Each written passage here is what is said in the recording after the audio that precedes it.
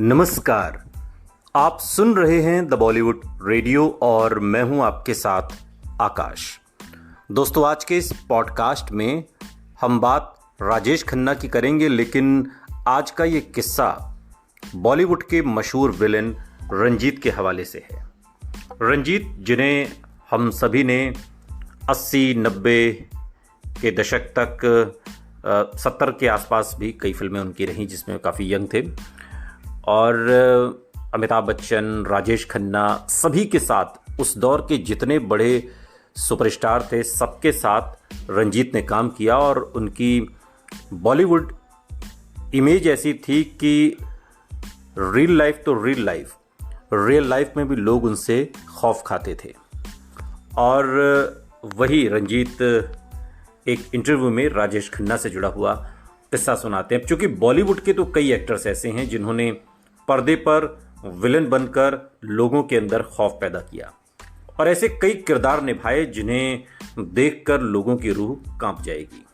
1970 और 80 के दशक की बात है, जिसे पर्दे पर शराब पीते और सिगरेट के छल्ले बनाते दिखाया गया, लेकिन असल जिंदगी में वो शख्स हमेशा नशे से दूर रहे।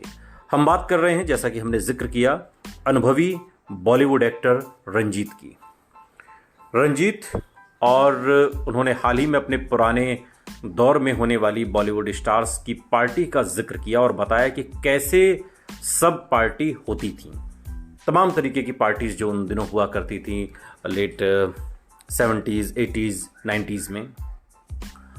और रंजीत इस इंटरव्यू में खुलासा करते हुए कहते हैं कि उन्होंने असल जिंदगी में कभी शराब को हाथ नहीं लगाया। अब भला ये कोई कैसे यकीन करे, क्योंकि हमने जब भी रंजीत को फिल्मों में देखा है तो सिगरेट के छल्ले उड़ाते, शराब का ग्लास, उनके एक इमेज ऐसी बन जाती है।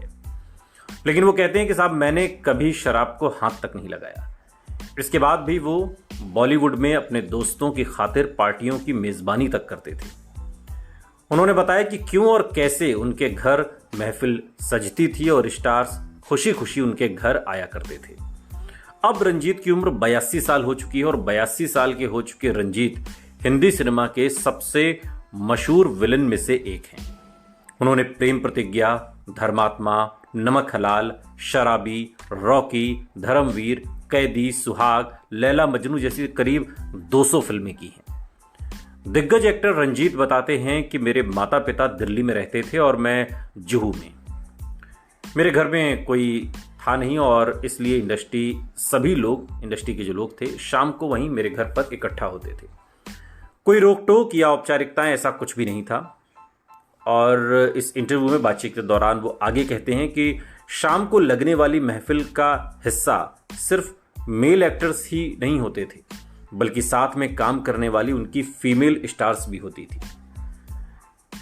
रंजीत आगे बताते हैं कि रीना रॉय उन दिनों उनके लिए क्या, जो पार्टी में आते थे उन सभी के लिए पराठे बनाया करती थी।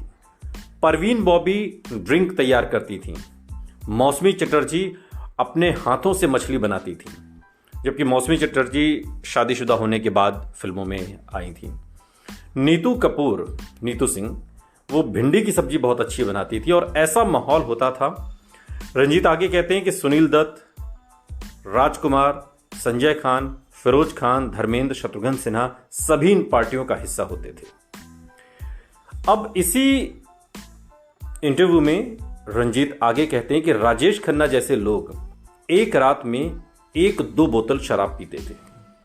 मतलब जितना 3-4-5 लोग पीते थे, इतना तो राजेश खन्ना अकेले पी लिया करते थे।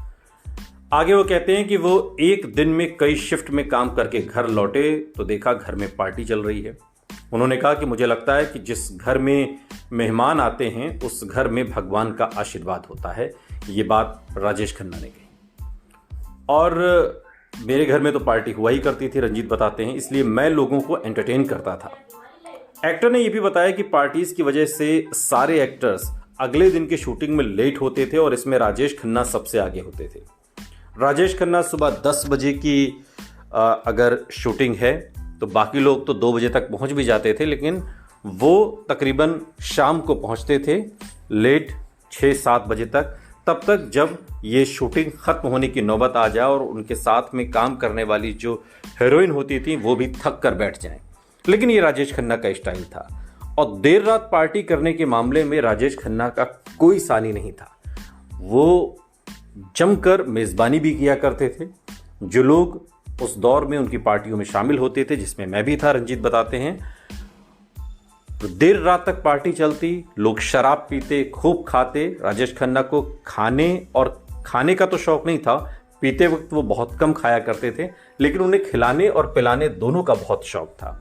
राजेश खन्ना के घर जो पार्टी जमा करती थी, वहीं से मैंने सीखा कि पार्टी किस तरीके से की जाती है और फिर मेरे घर पर भी वो मजमा लगने लगा।